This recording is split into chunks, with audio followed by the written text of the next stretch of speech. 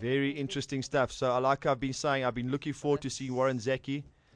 And it seems he's already been evacuated from the table, unfortunately, Ryan. He's obviously been picked up out of the blinds, wherever it was, to one of the outer tables. So unfortunately, we had a quick squint of Warren Zaki to an all-in play from Shuffle, and then won the second hand with a pure aggressive play against Nick Sisu, Ryan. Yeah, and he definitely showed a profit at this table.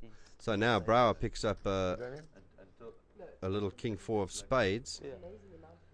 And what's he going to do with it? Looks like he is going to... It looks like he's going to raise. You know, this is what players at home probably don't understand, Dave. You know, Ryan is a very solid player, and one thing you can do is you can raise loosely, but you can't call loosely. So you can't call a hand with King 4 of spades, but you can raise it. He's in position. He's only got to get through, you know, a couple of people and then the blinds, and it looks quite strong. And you know, Brouwer's going to try and take every opportunity he can to get some more chips. Well, he certainly has got the power of the chips at this point. He's got the big chip lead at the table, and I'm sure he's got the big reputation as well, Ryan. I mean, everybody knows who Ryan Brouwer is. So with that comes an immense amount of respect. I think the other thing as well that Ryan's got to be quite relieved about, he's actually probably very relieved that Warren Zaki's been moved. Sure, I mean, it's the one guy that can knock him out of the tournament. It's the one guy you can't play a big pot against and still survive.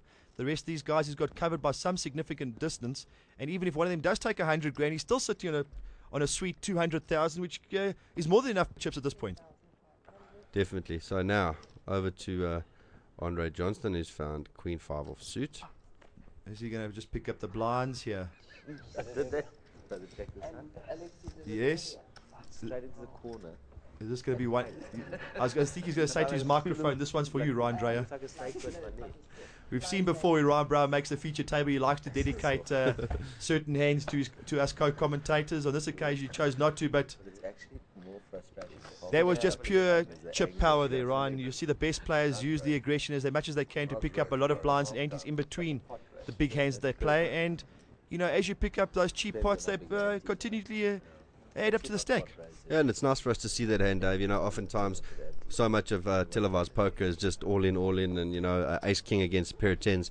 And it's actually nice to see what goes on in between. Yeah, the hands, because ultimately I really believe that, you know, there's going to be 2 or 3 or 4 big hands in a tournament that you're involved in. But how you play the balance of the hands, and there are hundreds of hands that you play, that determines if you make the final table or not. You know, the big hands, you know, you can win or lose. But if you've played well during the tournament and you've picked up enough chips, you can afford to lose a big hand. Well, now this is interesting. Johnston raised it up with a pair of ducks, and his 2 outs are already gone. It was 2s followed by 2s there, Ryan. Yeah, that's incredible. Well, now, Brouwer with 3-5. Well, this is interesting. Brouwer is really playing first-class poker. He's seriously considering, I think, even putting in a re-raise here with the 5 high, Ryan. Maybe he picked up something on Shuffle there that he thought he could move against. He did, but he eventually chose not to move with it. I think he saw something about Shuffle's raise that he could maybe counter. But he said, listen, I'll pick up a different spot here. And he put the chips back.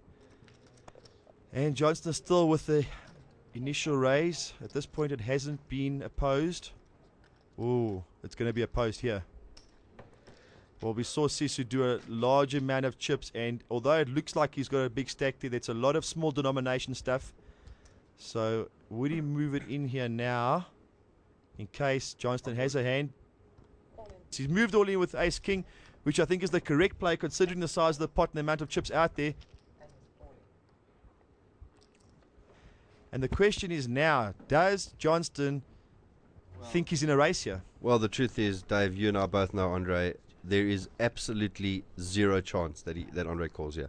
No chance. Because, you know, and I'll tell you what's going through Andre's head, is that he's looking and he's thinking of the hands that Nick Sisu could move in with. He has to consider all the pairs from 3s through aces, and then ace king, ace queen, ace jack, and maybe ace 10. No, he's right? in desperate shape. So basically, the way you have to look at this, and for you guys out there at home, is that there's 4 hands that he's racing with, and there's probably 10 hands or 11 hands of the pairs that he's dominated by. So when you look at it in that way, you can say, you know what, it's not worth calling, because if he does have a pair of 3s, you know, you're in absolutely horrible shape. No, I'm 100% in agreement with Sisu's play there. Now, for a second thought that he called, which was, I didn't like at all. But, you know, with ace king, with already 120 grand out there, why not pick it up, Ryan? You're still definitely in the tournament at this point, and you're not going broke. Anyway, let's hear from lovely Leanne. Let's go hear from our sponsors.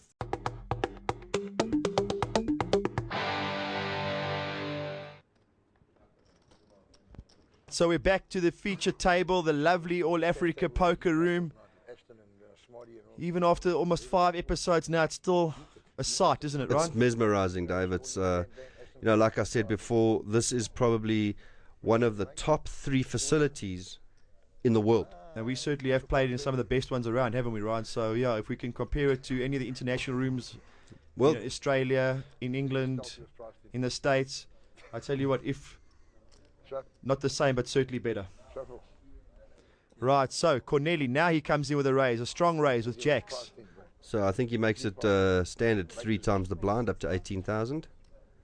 Or a raise of 18,000, so maybe it's up to 24,000. We've seen one ace here from 2 back, and it's just a lowly 6. Very unfortunate when you look at that first ace and you think, oh, damn.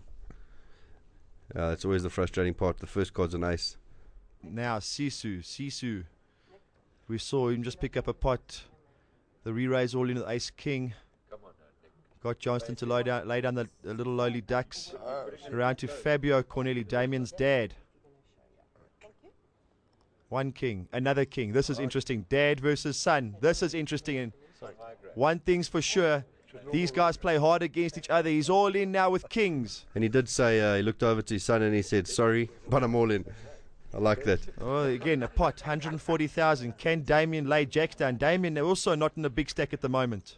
You know, Dave, the one thing I think, in this situation, the father-son situation, you have to know that your dad is not going to be making a move on you.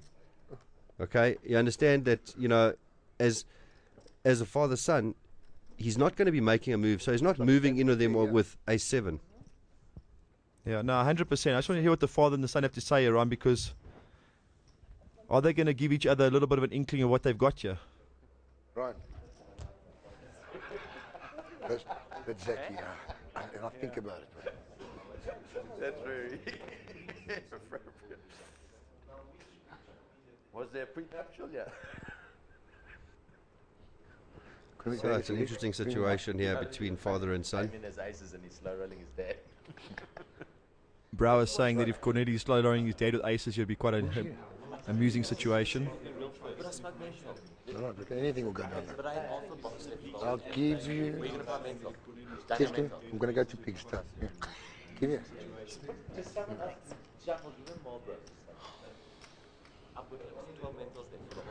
Oh, God. Tough decision. I'm going to now. What does it matter? Strong hand. Hello, Yeah, well then play it, Damien. One of us. Chief, give me a cigarette, please. Goes through. me a If you cigarette. think you got a decent hand, play. Who's got a smoke? Here we go. I don't mind. Who's got a cigarette with it? Huh? But I don't mind. Yeah, you got to, Damien. Yeah. I think you just heard Fabio say, I won't do this with nothing. And then Damien said, I've got a strong hand. He said, well, then play. So didn't really give him an inkling that he had a hand as big as king. Fabio did not give his son too much information there as to what exactly he was playing with. He says, if you have a strong hand, you might as well play. Does that mean he's got something worse or something better? Who knows? But they're still shaking hands as fathers and sons should do. Big field, nice field. What can I do? I can't tell you to do it. You know? He's right there. He can't tell him to fold. That would be collusion, and the tournament wouldn't allow that. So, he's done the right thing. He's played his hand, and he's played his strength, and he hasn't given his son, and he's going to knock him out.